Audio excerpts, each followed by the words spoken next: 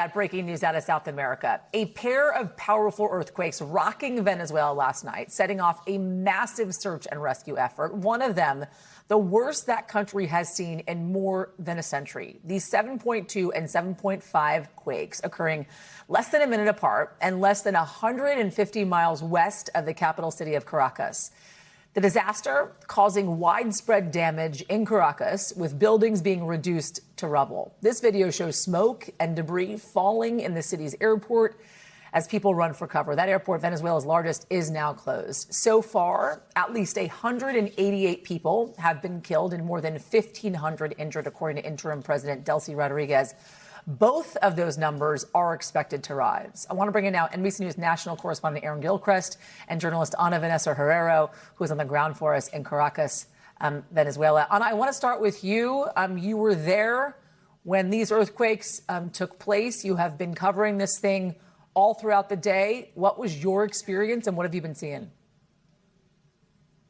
Well, immediately after it happened, we didn't really know the extent of the damage until communications were restored and the electricity came back.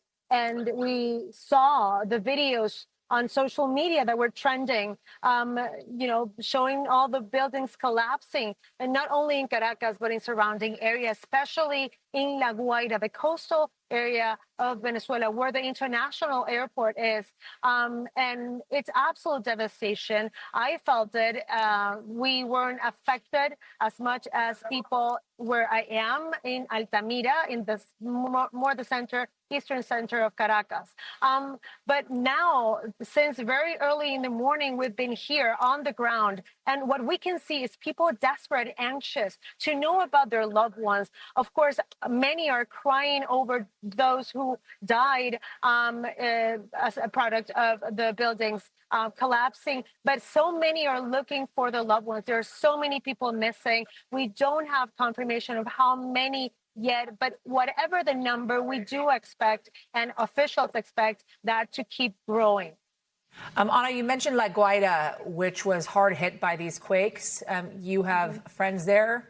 I know that you are missing a friend. Have you heard from her? What efforts have you made to get in contact with her? What do you know? No, and this is really hard. This is really hard for me because a good friend of mine, she lives in La Guaira, and I've been texting her nonstop since yesterday. There's no communication with anyone from that area. All communications were lost. But the real problem is that there's so many buildings that collapsed that officials tell me that there's little hope that those who are not answering right now might be okay, safe and sound, or maybe in a hospital. I did read all the hospital, the lists in different hospitals. I don't see her name.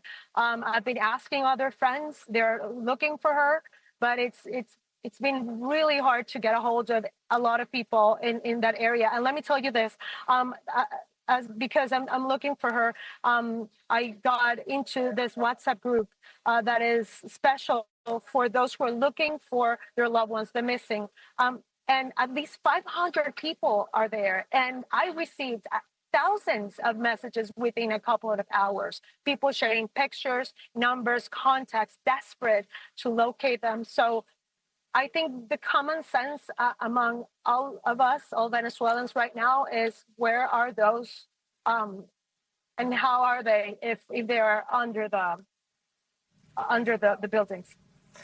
Ana, we are certainly pulling for your friend and praying and thinking about all the people that are dealing right now inside Venezuela in this incredible tragedy and natural disaster that you guys are dealing with.